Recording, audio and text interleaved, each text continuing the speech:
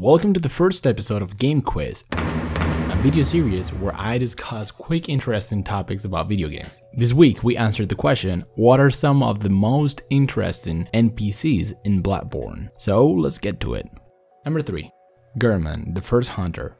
This elderly man that we first find sitting on a wheelchair in the hunter's dream is full of secrets and interesting tales. Gehrman, namely the first hunter, the one that all hunters look up for guidance, holds a relationship with many NPCs in Bloodborne, but he will decide to keep most of that information to himself. The speculation can lead players to link Gehrman and his past to a set of characters in Bloodborne, including Plaindole, Master Provost Willem, Lawrence the First Vicar, and Lady Maria of the Astral Clock Tower, among others. One thing that we can clearly say is that he is the host of the Hunter's Dream for some reason, and he holds a function there. Gehrman and his relationship with the Moon Presence is one that allows for diverse speculative approaches as well, but it can be inferred that there is some tension that has to do with generations of hunters that passed through the Hunter's Dream and either died or were freed from it. Number 2. Plaindole. Plaindole is a friendly NPC in Bloodborne that will help you level up your stats and this way increase your power in the game. Even though she is depicted as a simple doll with no remarkable traits, Plaindole holds a great power in the Bloodborne universe. This can be observed by players after encountering certain objects, which descriptions will give insight on some of the important characteristics of Plaindole.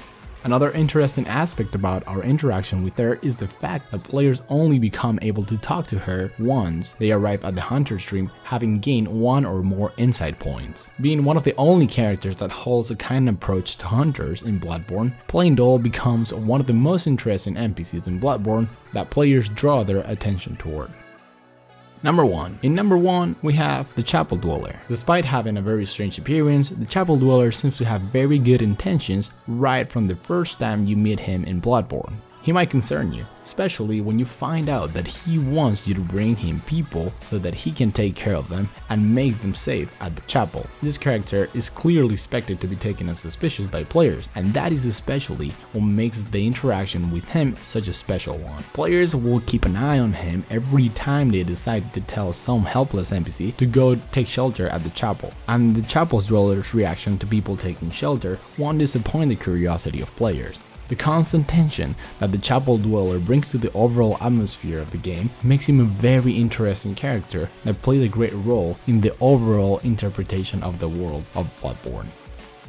I hope you find some of these facts interesting and are excited to check some of this information on your own while playing the game. If you can think about other facts that would have been suitable for this video, please leave your comments here. Also, subscribe if you haven't and click the like button if you enjoy watching the video. And as always, I hope to see you in the next video of the Check Files.